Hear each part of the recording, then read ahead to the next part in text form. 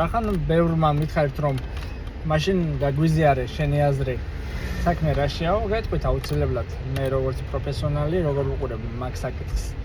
თვითონ გეიჯზე რომ დავიწყოთ საუბარი, ხო, გეიჯის არ აქვს იდეალური კრივი და მას არ აქვს სუფთა კრივის ბაზა, მაგრამ აქვს ძალიან დამაზიანებელი და მძიმე ხელი, რაც ბრძოლებში საკმაოდ დიდ შედეგს იღებს. ასეთ რაღაც მოვიდა ზუსტად თოფურიას პირველ რაუნდში მიიღო დაზიანება, ცალითვალი დაუზიანდა და მეორე რაუნდში იყო, როგორც კი მეორე რაუნდი დაიწყო, უკვე ცალითვალი და ვეღარ ხედავდა. ეს ერთი.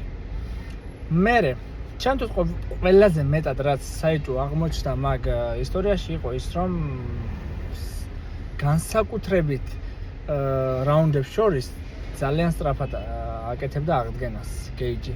რაც ჩემთვის არაბუნებრივი არის და ყველასთვის ალბათ ვინც ამ სპორტში ერკვევა, ყველასთვის არაბუნებრივი აღდგენა უნდა ყოფილიყო.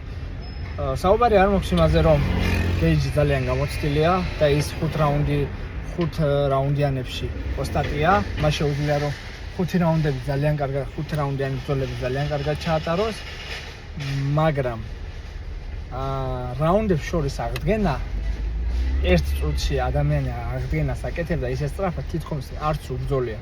ეს ჩემთვის ძალიან საეჭვოა და ვფიქრობ, რომ ანტიდოპინგური კომპანია, რომელიც არის ამერიკაში, თვალი დახუჭა რაღაცებზე და იმასაც ეს არის ჩემთვის საეჭვო. ვფიქრობ, რომ რახან ტრამპის ქვეშ არის ისტორია, რახან ამერიკის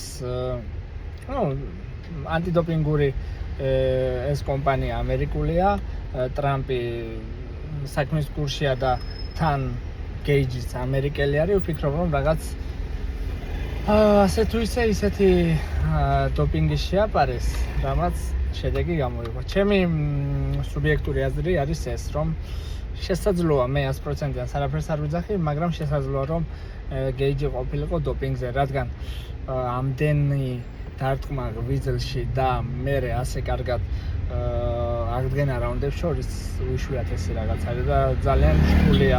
ბუნებრივად ალბათ ასეთ აღდგენას ორგანიზმი ვერ შეძლებდა. ეს არის ჩემი აზრი და კიდევ არის ბევრი დეტალები მე რასაც ვფიქრობ და შემიძლია რომ შემდეგში მაგ დეტალებზეც გესაუბროთ.